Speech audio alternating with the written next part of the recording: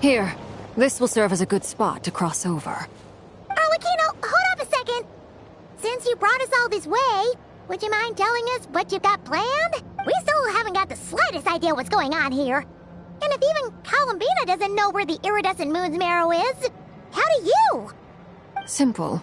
Because I am an inheritor of the royal bloodline of the Crimson Moon, and one of the last surviving embers of the Two Worlds' flames. Huh? Are you serious? Isn't you're a descendant of that Crimson Moon dynasty we were just talking about? The one from ancient Conria? Your surprise is understandable. I was also taken aback when I first learned of it. But the more I thought about it, the more I realized the signs had been there all along. When I was young, I discovered I could wield a very special kind of fire. It coursed like blood through my veins and smoldered away inside my nerves. What's more, whenever I experienced strong bursts of emotion or drew too deeply on this power, it was like some kind of presence within the fire would begin to gnaw away at me, consuming me from the inside out. Exactly. That is why my hands are like this too.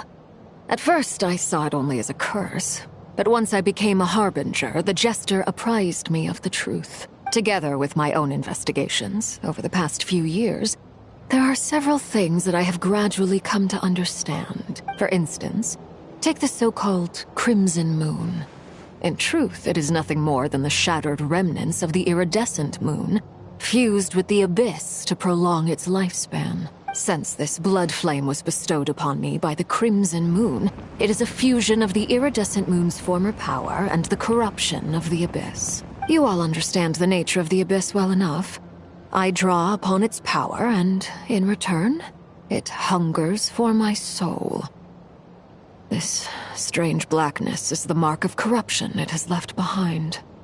If I recall correctly, you once told me that if the corruption ever made it to your heart, you'd become a completely different person. Yes, and that's the reason I'm always careful not to push my power too far.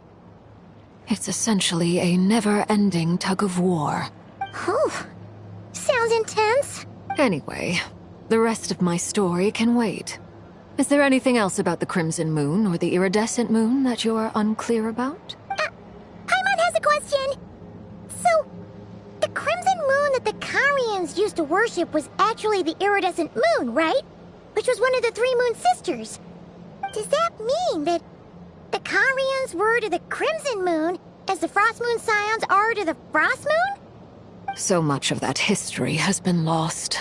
We have no way of knowing exactly what they were like. But I would suspect that the Conrians weren't as devout in their moon worship as it might appear. The iridescent moon's remains simply served as their link to the abyss. Later on, perhaps someone discovered a way to make direct contact with the abyss. Or maybe there was some kind of ideological divide. Either way, a dissenting faction staged a coup and drove out the royal heirs of the Crimson Moon dynasty. Still, even with the dark sun looming high overhead, the Crimson Moon's glow never truly faded. If you want living proof, it's standing right before you. The first time we met, I sensed something familiar in your presence. When I looked at you, I felt I could see that mysterious red moon in the corner of my eye. In your flames, I saw its broken image, surrounded by a strange black aura. Well, I appreciate that you kept it to yourself. Much about the Crimson Moon is still a mystery, and I'd prefer not to end up as the object of an insane research project. Anyway, time is against us here, so if there's any other questions, they'll have to wait. I just want to make sure I've got one thing straight. In her letter, Sandrone mentioned that since you are unable to contain the iridescent moon's marrow yourself, you intend to leave it in my custody, correct? That's right. For now, It's the only way I can pay you back for your help. The iridescent moon is already part of who you are. So with its marrow in your possession, you'll be even more powerful than before. Deal. Then let's get started. Get what started? What does this place have to do with the Crimson Moon? When I first became a Harbinger, the Jester gave me a book called Harry, also known as Leobranto Inamorato. You should be able to buy a copy next time you're in Fontaine. It's a love story set in the Crimson Moon era. But setting aside the tangled romances of its characters, it also records a few interesting details. In the Crimson Moon era, or so the story goes, there was an orphanage that received children from beyond the bounds of this world, and subjected them to a peculiar induction ceremony. Beyond the bounds of this world? For real? And what kind of induction ceremony? The Crimson Moon sages looked beyond this world for beings with powers that surpassed the gods. But fearing they might lose control, they subjected these children to a process of refinement. They made these children crawl up a fireplace and kept asking them, "Have you died? Did you see it?" Until they finally admitted to having died and seen a crimson moon. The adults embraced the children who passed the ritual, telling them, "Within the fireplace, you have traversed the flames between two worlds. Here and now, you are born anew." The book leaves much unsaid, but I suspect that this was their way of branding the children they had enrolled, leaving an indelible mark upon them so that they would forever live in the Crimson Moon's light. That explains why I can't sense the Crimson Moon's marrow in this world.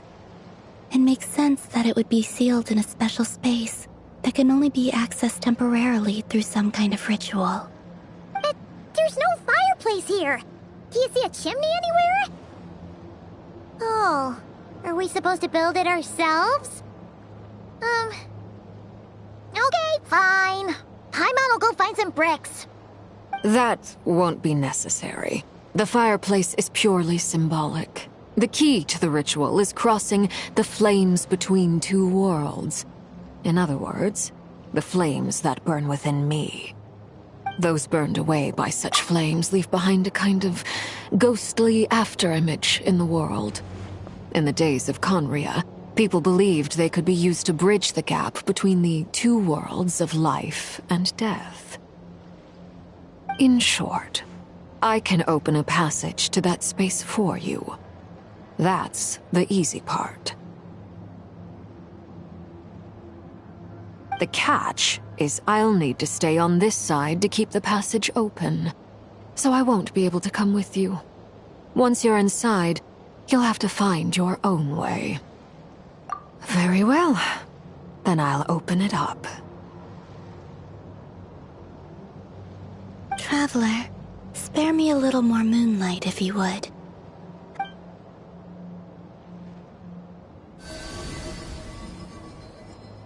Thank you. I feel like I've recovered some of my strength now. It should be enough to move us across short distances and confront whatever dangers might await.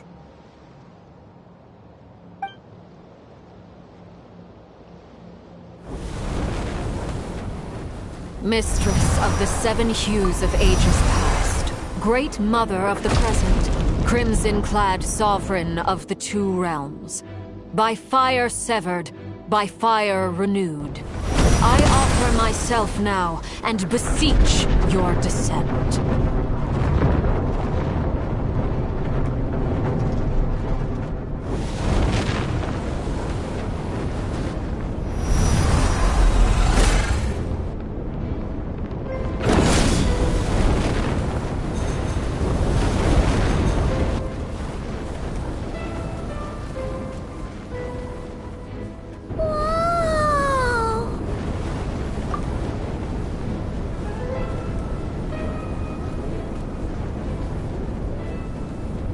One word of advice.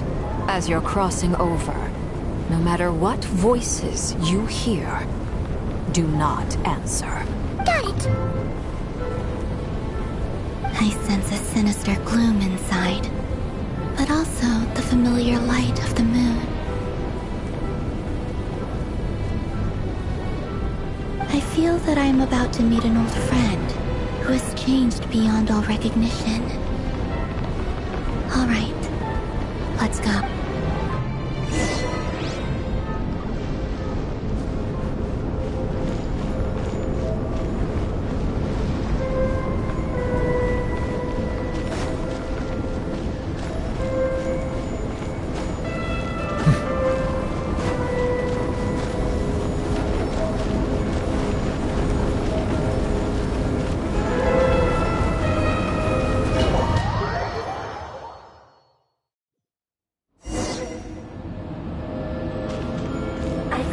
Your presence and craving death and rebirth.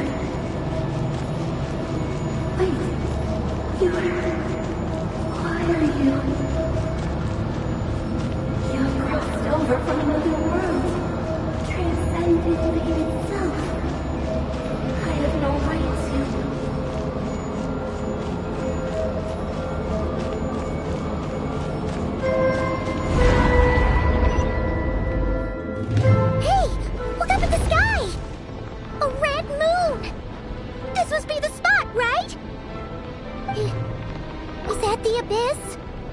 It's practically filled the entire place. What now? What a tragic sight. Fragments of your broken body, seized by the abyss, and hung up aloft like mummified remains. Iridescent moon, was this truly what you wished for? Careful. There's something spooky about this place. Feels like something is lurking in the fog. Paimon's right behind you. Whatever you do, don't run off without her.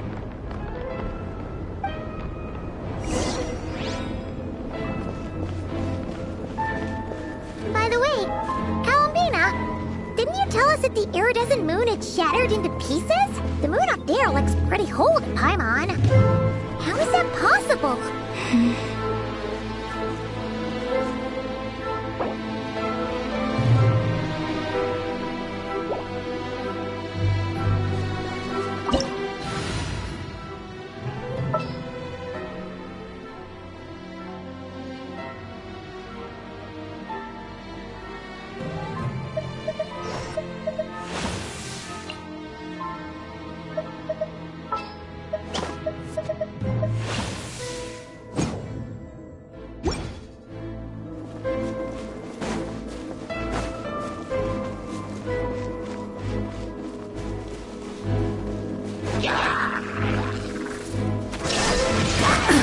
Absurd!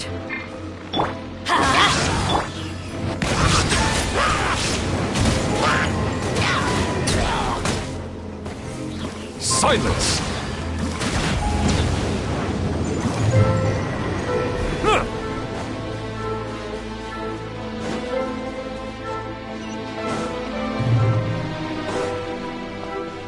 Just like I thought. It was only a facade. Illusion shattered! Bow your head.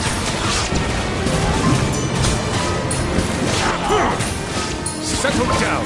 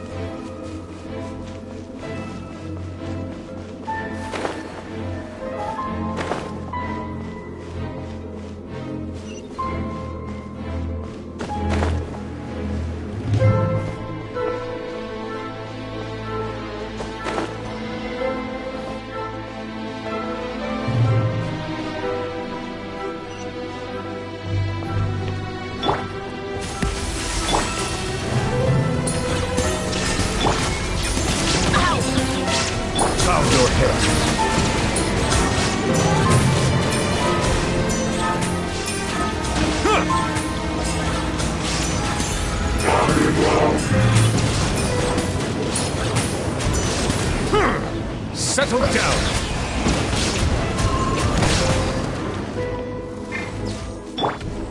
A dash of frosting!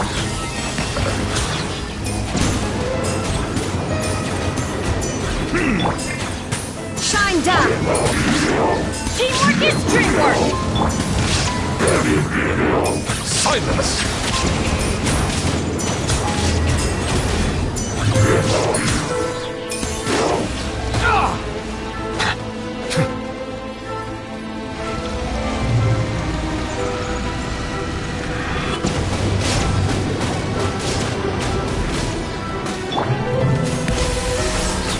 Illusion shattered!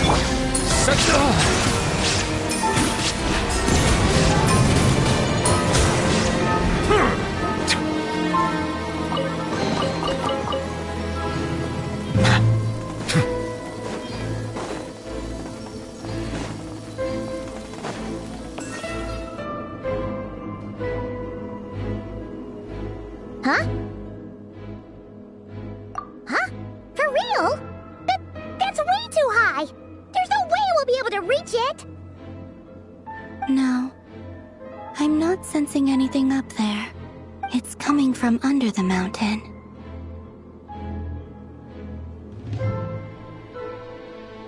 Let's see... Ah! There's some kind of weird shadow over the water!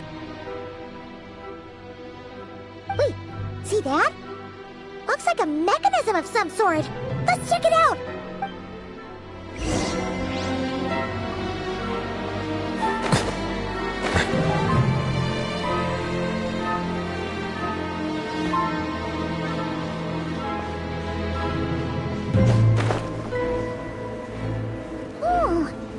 Looks like a device from the time of Kalia. Maybe people once came here to study the Crimson Moon's domain, and they left this behind. If we can activate it, we might find some clues.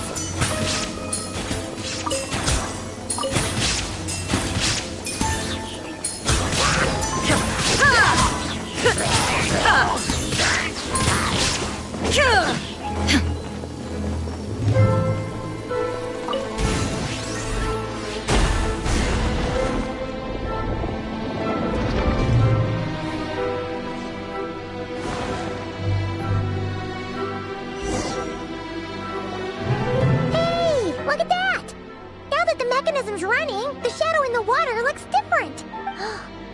Do you think these mechanisms might be the key to unlocking the secret? Let's try... Felindus, we'll leave the rest of the research in your hands. We'll be heading back now. I hope this isn't ruining date night. Ugh. Mind your own business. Just leave me some snacks on the table. Felindus? Is that Rear's girlfriend? How come we're hearing her voice here? Oh yeah! So, do you think she was studying this strange space all along? The Abyss has made this space extremely unstable.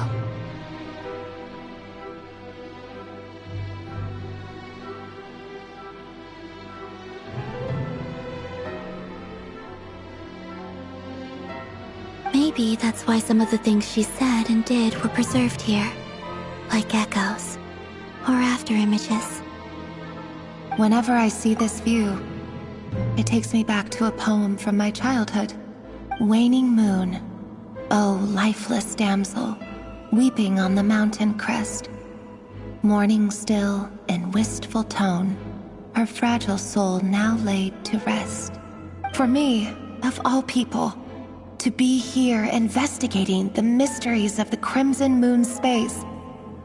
Is it a coincidence? Or something more?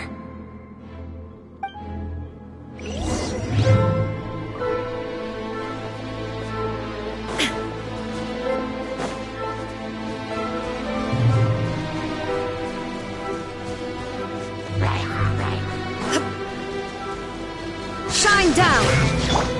A little moose boost! Settle down!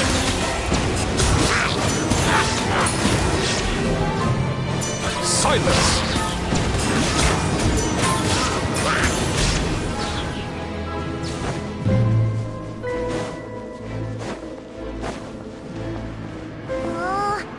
the Abyss has messed up this mechanism.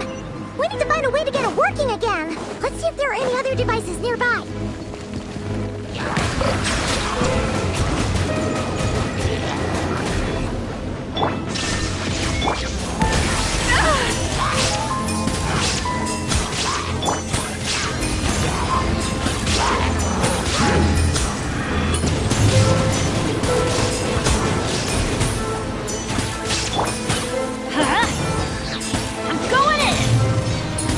Bow your head.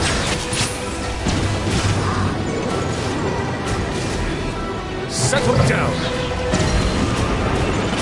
Oh!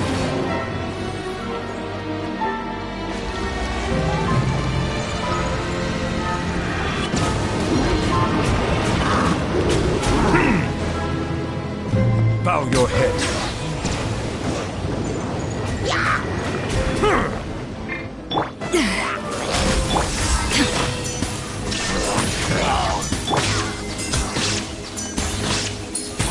Silence!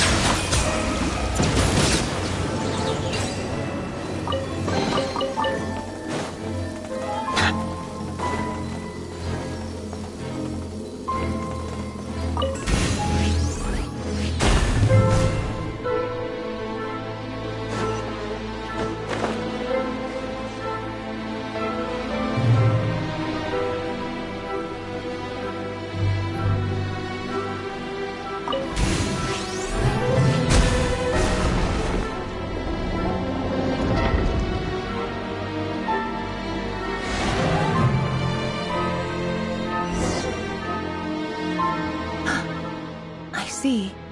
So the moon marrow, or rather the power of the 3 moons, is the key to unlocking...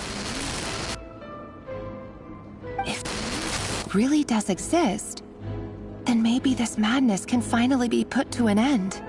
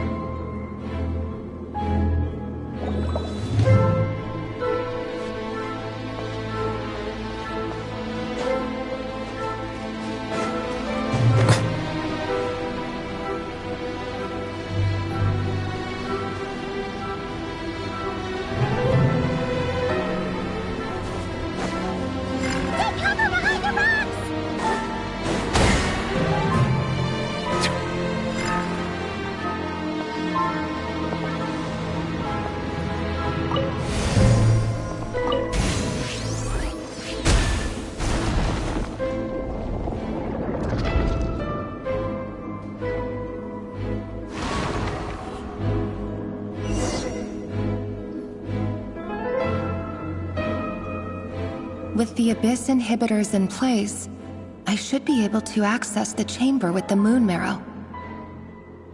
Oh, Revier, with every step you take, you're drifting further from what you truly desire. But you're not the root of the problem. Ever since that outsider set foot in Conria, the Vinster King has sunken deeper into madness. If only I could get my hands on that outsider.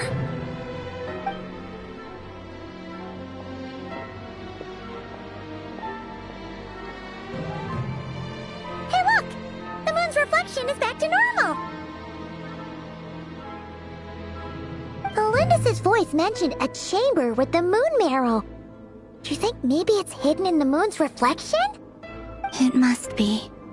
For within it, I sense the fragile aura of a dying soul. Then there's no time to lose! Let's go!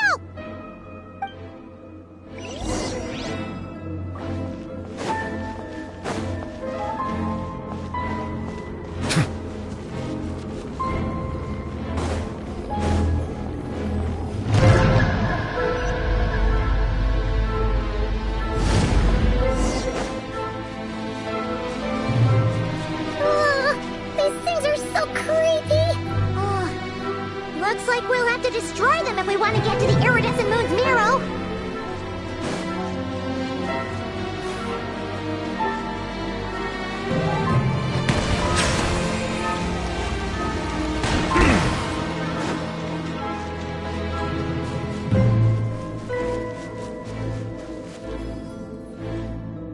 Settle down!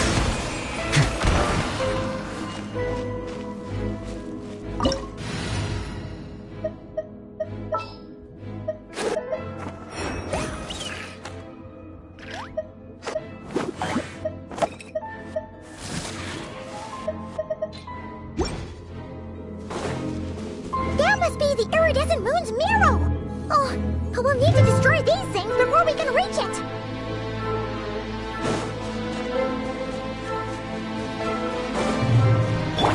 A dash of frosting! There is no escape! Silence!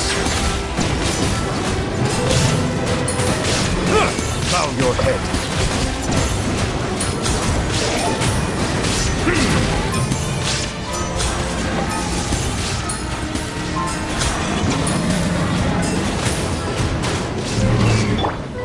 Up to the freeze!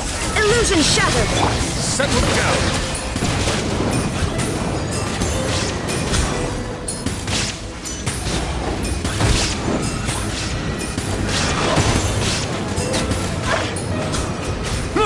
Bow your head.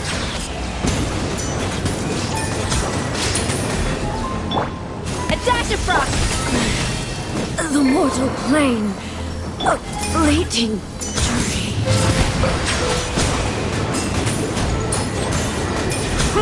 Be sanctified.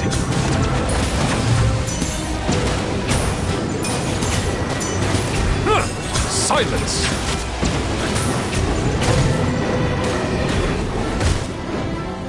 A little amuse-bouche!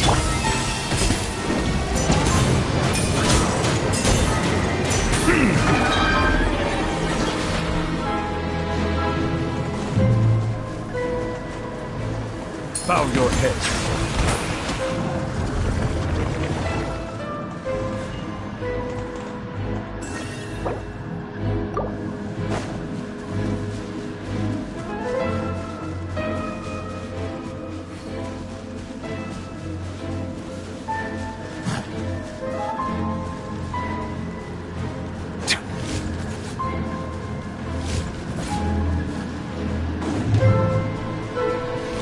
Settle down! We're so close!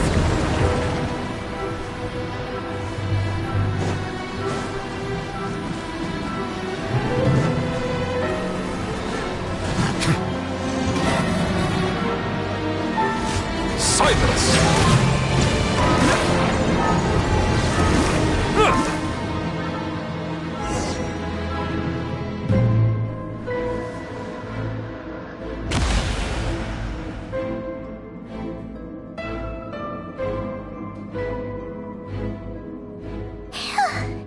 We finally did it!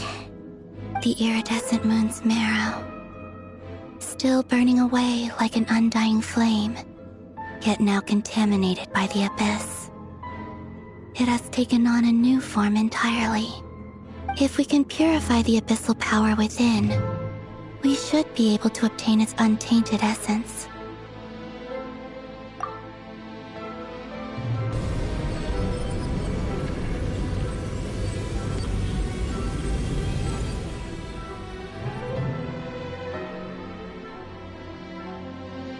It's so cold.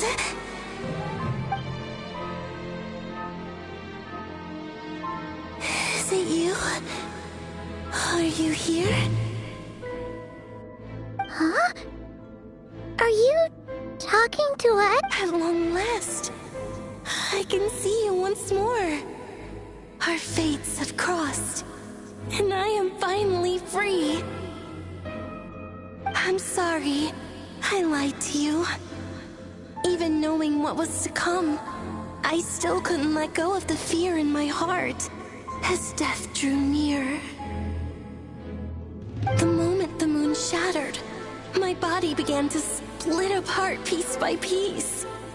Like I was being cut into pieces by 1,000 blunt blades. My thoughts scattered as the cold crept in. But I could not bear to fade away like that. Tell me, what was it that brought you to us all that time ago? If only I had possessed your courage. then I might have been spared this torment, more painful than death. You look so puzzled. That's how I felt too when I first saw you. But trust me when I say that everything happens for a reason. Farewell, Hypo.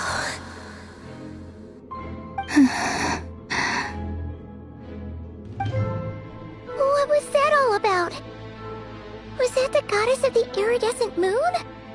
Oh, it sounded like she was speaking to a long-lost friend. But none of us have ever met her before, right? Perhaps. She took me for the goddess of the frost moon she once knew. For a fading soul like hers, our auras must be too similar to tell apart. But anyway, we've got the iridescent moon's marrow now. That should help you regain your strength, right? Alright, time to leave this place and meet back up with Arlecchino. Let's go!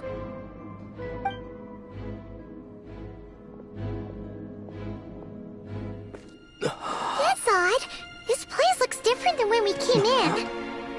Waning moon, Huh? oh lifeless damsel. Oh.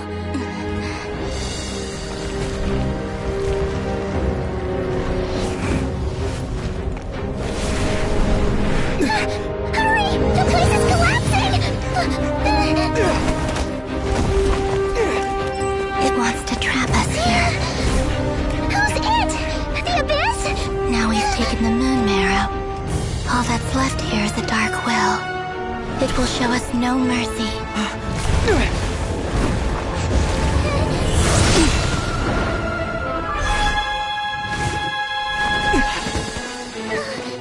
Give it back! The crimson moons! My marrow! My heart!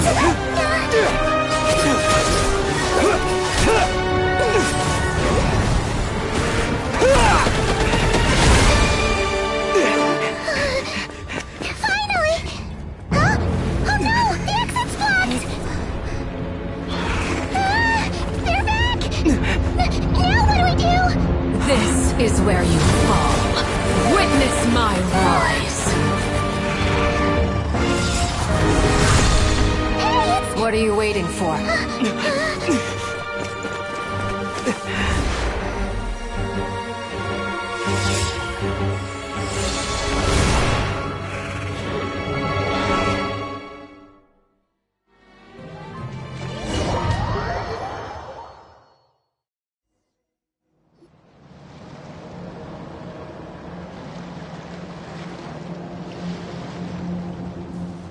Oh, we made it!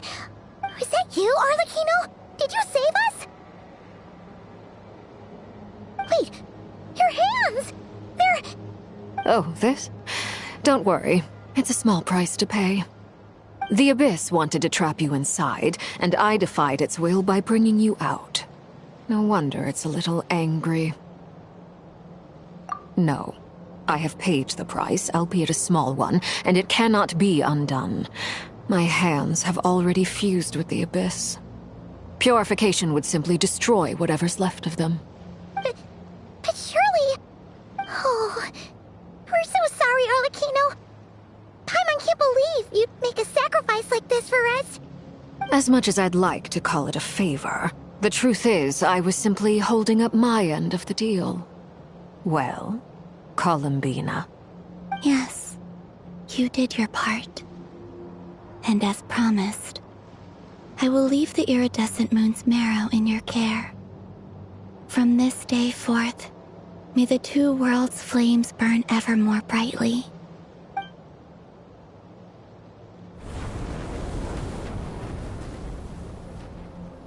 I'll take that as a blessing. Now, Columbina, give me your hand. Accept this moonlight I offer in return.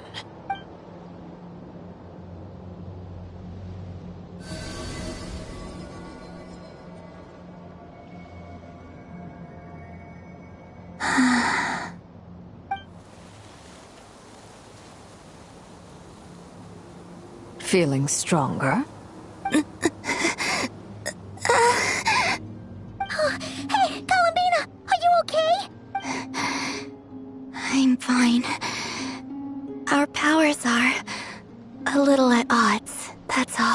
By the Frost Moon's authority alone, wielding the power of the other moons was always going to be a stretch.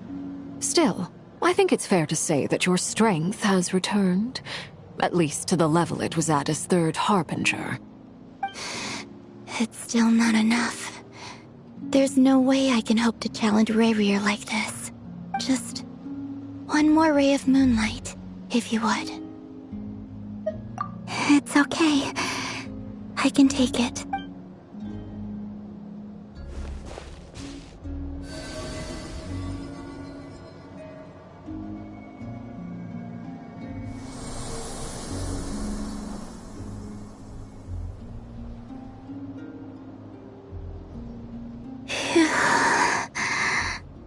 How about now? Fighting fit? At the very least, I won't have to stay hidden like before. I want to see him gone from Not Cry. The Rayrir of Solnari and his wild hunt must be sent back where they belong. Well, it's good to have something to aim for. You certainly seem more alive now than you did earlier. When I first met you, you didn't strike me as a ray of moonlight. More like a wisp of fog drifting in from who knows where, ready to scatter at the first sign of a breeze. But now, you're full of vitality, just like the Frost Moon, once the brightest of them all. May you keep shining, Columbina. This is who you are. Thank you. Look after yourself too, Arlecchino. I know you have plans of your own, and that's why you're always seeking to grow stronger. But whatever you're after, don't let the Abyss take a hold of you. I do not wish to see you go down the same path as Rayrir. I appreciate the concern, Columbina. Although perhaps it's time you took a new name. A new name? Kutar, the Moon Maiden, Columbina. They're nothing more than code names. They describe who she is and the roles she's played, but they're not her real name. We often use code names in the House of the Hearth, too. But it's knowing your real name that keeps you grounded. Up till now, you've been living a wandering life, so you've probably never really cared. All I'll say is this. Once you've defeated Rayrir, give it some thought. All right, that's it from me. I'll get you back safely first, then go meet up with Sandrone. You're the best! I appreciate the gesture. It speaks to your good character. Anyway, let's get going.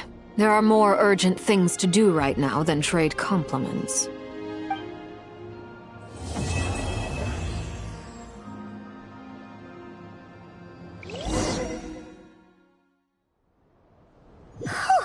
It was a close call, but we got the iridescent moon's marrow and restored Columbina's...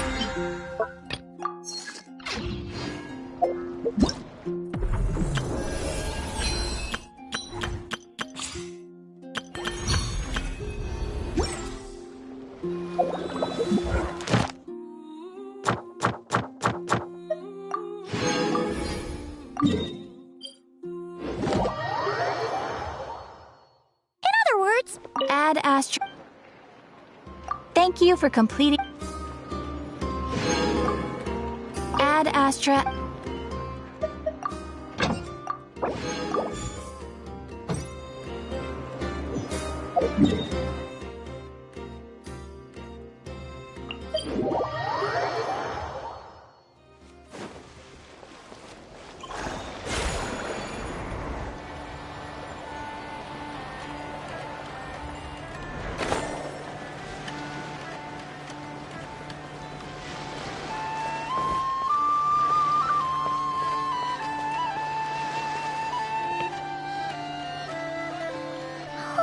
Do you think the others are making good progress? Hope it's all going smoothly. Oh, hey look! They made it back as well! Flintz! Lama! How'd it all go? All is well, thank you. Nefer and Yehoda had to stay at the curatorium to wrap things up, so they won't be joining us for now. I ran into Miss Inefa and Miss Aino on the way back. Their work is still in progress, so I suspect they won't be back for a while either. You seem rather cheerful today, Mr. Flintz. I certainly am. I achieved what I set out to do and came away with more than I bargained for. Fighting alone can get quite tedious, but I had the good fortune to run into a pair of brave young warriors. We meet again. How have you been? Albedo! What are you doing here? Thankfully, tracking you down turned out to be a lot simpler than we envisaged. These two courageously lent me a hand while I was fighting the Wild Hunt. When they told me they were Servarka's colleagues, it all made sense. And given how people of outstanding talent tend to cross paths, it's no wonder you're already acquainted. So, who's your travel buddy, Albedo? Why don't you come and introduce yourself?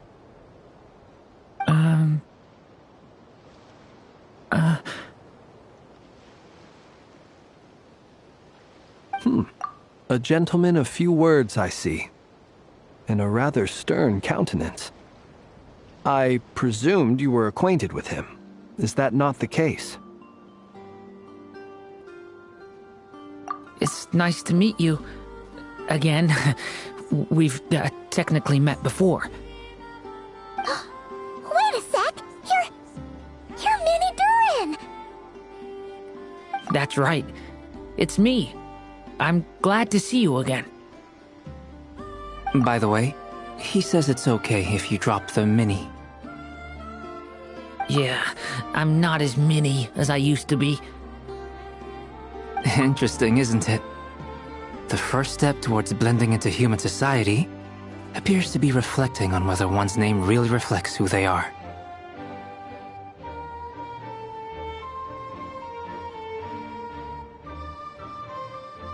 Wow! You look so different! In a good way, of course. It's great to see you looking so healthy. Thank you, Paimon. And although you're as mini as ever, I understand that diminutives don't always convey endearment. I'll be sure to simply call you Paimon as a sign of my great respect for you. Wow! You're such a smooth talker now. Paimon could get used to this. From now on, you may refer to her as your esteemed guide, Paimon. Personally, I think our little Paimon is the perfect size. When people call her Little Paimon, it's just because she's so adorable that they can't help themselves. If that's not a sign of endearment, what is? You're absolutely right, Miss Lauma. My brother still has a long road ahead of him when it comes to understanding human relationships. Anyway, speaking of long journeys, didn't Columbina, leave with you? How come she isn't back yet? She's been catching up with old friends. Wouldn't be surprised if she stopped for a cup of tea or 10 on the way back. Uh-oh. People are talking about me. Hope it's nothing negative.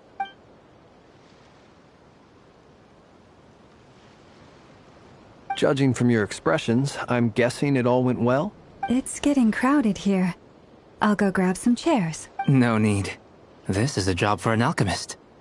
I'll whip some up momentarily. Thank you for your hospitality, ladies and gentlemen, but I was merely escorting my friends back. I'll be meeting Sandrone shortly, as we still have some things to discuss. It's been a pleasure, everyone. But this is where I'll say goodbye. We really appreciate your help. Oh, come on. Spare the formalities. I'm just glad I could help out some true friends. I understand. Well, bye for now, Harlequino. Oh, this place is hopping. It's probably a good thing one of us left. Otherwise, we might not fit all these people in. Are you saying we're about to run out of chairs? As a matter of fact, I am. Come on in and see for yourself.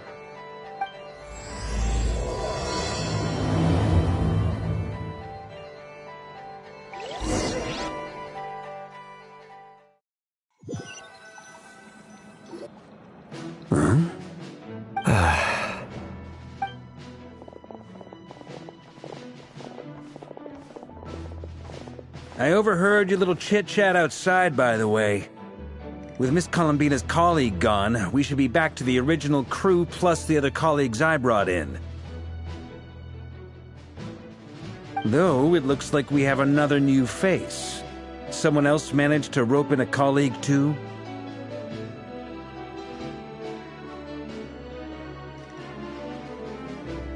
Frankly, you and Paimon are the only people I know here.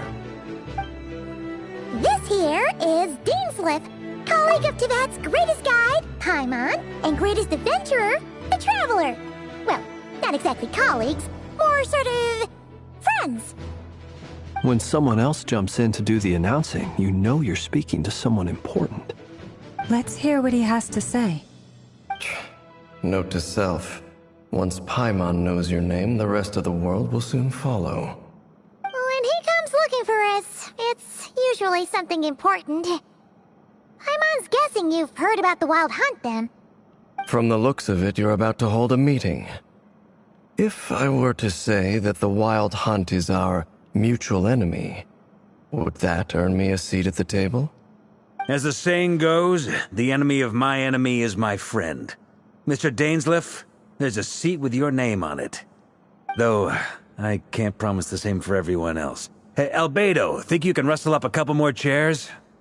After all this time apart, Grandmaster Varka's first order is to rustle up a couple more chairs. Is he being sarcastic? Hey, he's your brother. Why are you asking us? I've still got a lot to learn about the nuances of human conversation. Trying to decipher Albedo's way of speaking has been like jumping in at the deep end. Oh, good point. Paimon gets you now. Don't sweat it.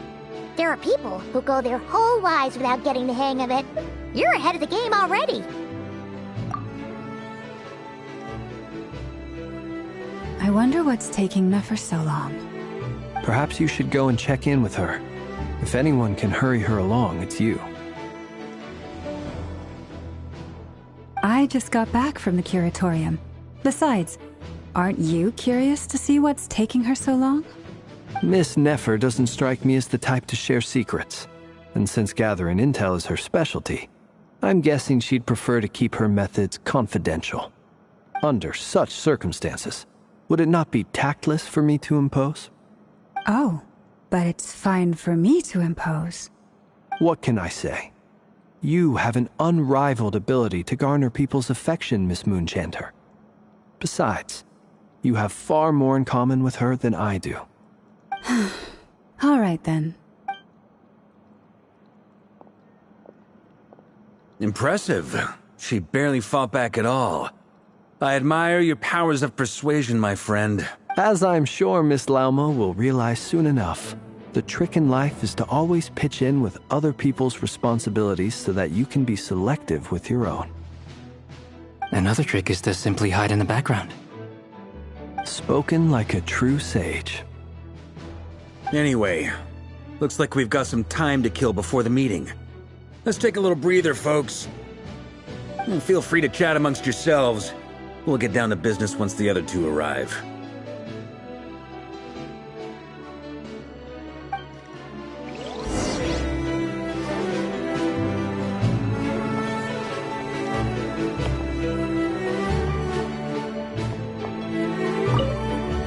You're both awfully quiet. Why don't I start us off with an icebreaker? Much obliged. Have either of you ever had your portrait painted? If not, I'd be... That sounds like a lovely idea. You know how to paint, then? I dabble occasionally. He's an excellent painter. Tables, chairs, people, dragons, you name it. He'll paint it for you. I'm flattered. If I ever get the chance, I'd like to give it a try myself. I'll bear that in mind. Anyway, how about you, Durin? What sort of portrait would you prefer? Oh, I'd be fine with anything. Whatever style feels best to you. Very well. Then I'll play it by ear. You can replicate any style I want? I can try. If you show me a sample, I'll do my best to match it. Thank you. In that case, I'll dig up some reference material for you.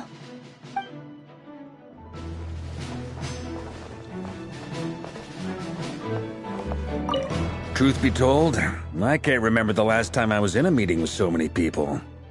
You're not alone there, my friend. The Lightkeepers also struggle to bring everyone together for a serious discussion. I don't doubt that. I've only ever met two Ratniki, one being you, and the other being that young guy, Itlua. Itlua is a good apple, I'll give him that. He's kind, honest, and regularly delivers supplies to my lighthouse. A true Ratnik to the core. And that's... So you're what? A fake Ratnik? That's what it sounds like you're saying. But I get the feeling that's not quite what you meant. Come on, why the awkward silence? Sorry. I'm not even gonna bother trying to hide it. You've known all along, haven't you, my friend?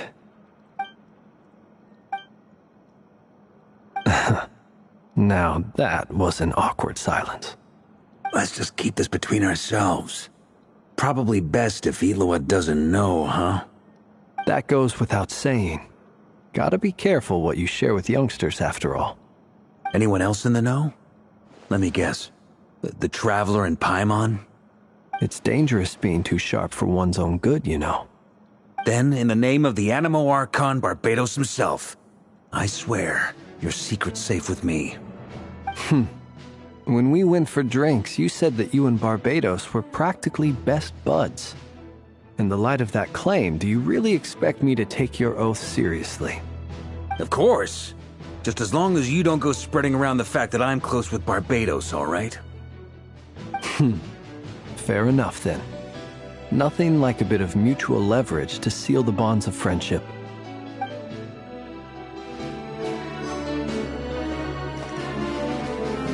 Is there something you'd like to say to me?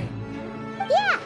For starters, why'd you just show up here without even giving us a heads up? If you think back to our previous interactions, you may recall that that's hardly out of character for me. You do have a point there. Oh yeah! You'll need to find somewhere to stay the night too, right? Want to tag along with us? You never know. We might get a group discount. Sure, let's do that. Great! Paimon will handle it! And in return, we can get Dainslift to be our very own personal bodyguard. If that's what you had in mind, you should have said so sooner. I'd be happy to help. Oh, okay then. Paimon was only kidding, but good to know. Anyway, since we're all here together, we might as well watch each other's backs. That's just what friends do, right? Indeed. Thank you.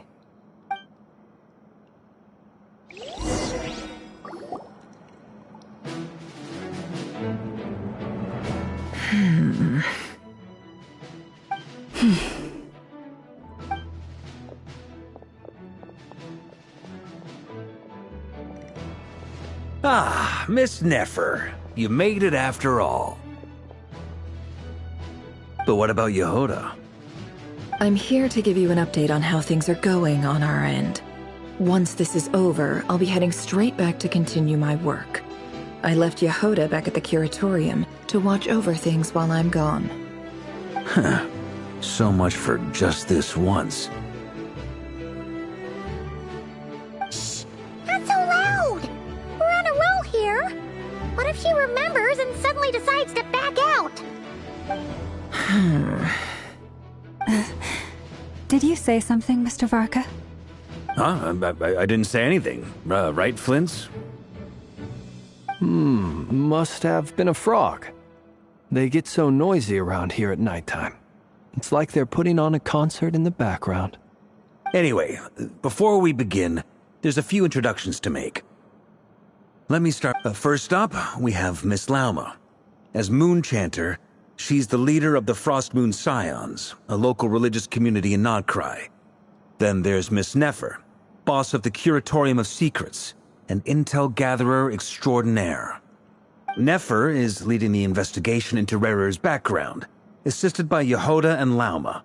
From the little I've heard, they're making some great progress. Over here, we have Mr. Flint's, a ratnik and guardian of the abandoned lighthouse. In our last operation, he courageously distracted the Wild Hunt to buy time for the rest of us. For those of you who've never met, this is Mr. Albedo, a renowned alchemist and captain of the Knights of Favonius investigation team. By his side is a new face for us all, myself included, Mr. Durin, who has come to lend his aid. Next up, we have the Moon Maiden and former Fatui Harbinger, Miss Columbina. Then we have the Traveler, who's earned more titles than I could possibly hope to list out, so I'll spare you the rundown. And Paimon, the ultimate travel companion and quite possibly the best guide in all of Tevat. Whoa! That's a lot of people! Great turnout! Miss Nefer, it looks like you might have another job coming your way, so, congratulations on the booming business, I guess. You think I haven't got enough on my hands as it is? Who's looking for me now? That would be me, Miss Nefer. I have a commission for you. And you are? Who I am doesn't matter right now. What does matter is that I'd like you to gather more intelligence about the Recher of Solnari. Well, it's not as if we never take on anonymous commissions. But in your case, I'll have to decline. I'm gonna take a wild guess and say your job's probably more hassle than it's worth. Something about you seems like bad news. It's my eyes, isn't it? Conrian, I assume. And what's with the mask? Are you trying to hide your identity? In any case, the fact that you're even still alive raises an awful lot of questions for me. My name is Dainsleif. And yes, I am from Conria. As I'm sure you're aware, the Recher of Solnari's real name is Rerir. He was once an acquaintance of mine. Really? Then you must have been quite an influential figure yourself. You flatter me, but none of that matters anymore. My point was simply to clarify why I have asked Miss Nefer to investigate Rerir's background. So you're both from Conria, and it sounds like you used to be friends? What am I missing here? Surely you already know how he became one of the Five Sinners. I'll tell you everything I know. The history of Conria, the names and identities of the Five Sinners. I remember it all like it was yesterday. I have never spoken openly of this before, but the truth was exactly as people say. The Five Sinners were each driven by their own desires, and it was by playing upon these that the Abyss tempted them to their fall, tearing Conria apart in the process. The visionary, Vedifenir, who wished to foretell the future. The wise, Haroptatir, who sought limitless knowledge. Gold, Rhindaughter, who desired to create life. The foul, Surtologi, who pursued supreme strength. And last, but not least, Recher of Solnari, Rerir, Ravager of the Moon. Of the five, Rerir is the only one who remains a mystery to me. He never harbored grand ambitions. So what changed in the space of a single night? How did he come to fall like the others? In other words, you're saying that his change came as a shock to you, and you have no idea what actually happened? That's right. You mentioned how the Abyss tempted them, which led to their fall. But what did that look like in practice? And what other context can you give me about the events of that time? The more detail you can give me, the better. Strangely, now that it comes to it, I hardly know where to begin. The fateful night took place during the era of the Eclipse Dynasty. One day, my elder brother, the visionary, Vedifenir, was summoned to the palace by the Vinster King, only for the king to gouge out his eyes, and when I came to hear of this, my fury knew no bounds. I gathered together every ally I thought I had, And together, we set a night to storm the palace and free Ved. Centuries on, the memories of that night still haunt me like a never-ending nightmare. We broke through the palace gates, just like we had planned, each striking towards our separate targets. But then, I was betrayed. Even Vedifenir, the very person I had come to rescue, abandoned me and partook of the Abyss's power.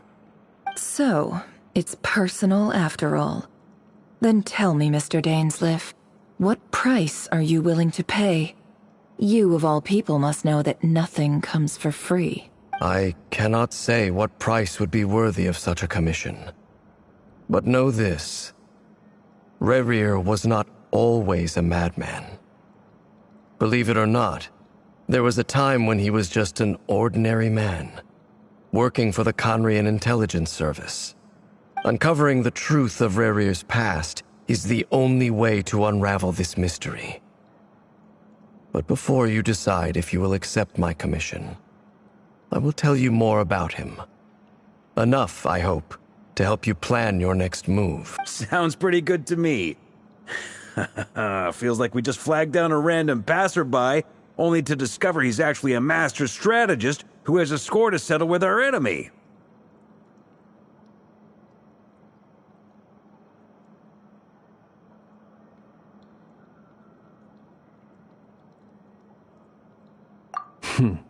Can I borrow your halo? It could be useful in the lighthouse. Hey, enough with the wisecracks! Besides, isn't that lamp of yours bright enough already? Relax. It was meant to be a compliment. If that was a little over the top for your liking, I'll make sure to tone it down next time. I'll give your proposal some serious thought, Mr. Dainsleif. Let's speak in private once the meeting is over. Before that, there's a few things I'd like to share.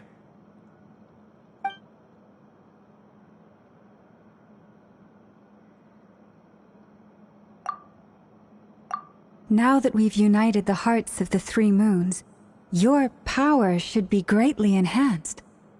But it seems like that hasn't happened yet? I believe it will take a little longer. You've done so much for me, so I want to be completely honest with you all. Even though I'm doing a lot better now, the truth is, my recovery will likely be an ongoing process. From the moment I was born, my power has been slowly ebbing away. And that is because Tevat has never accepted me. Even with the moons united as one, it seems my rejection cannot be undone. So far, I have yet to find a solution. It may turn out to be a problem that will plague me until the day I finally leave this place behind.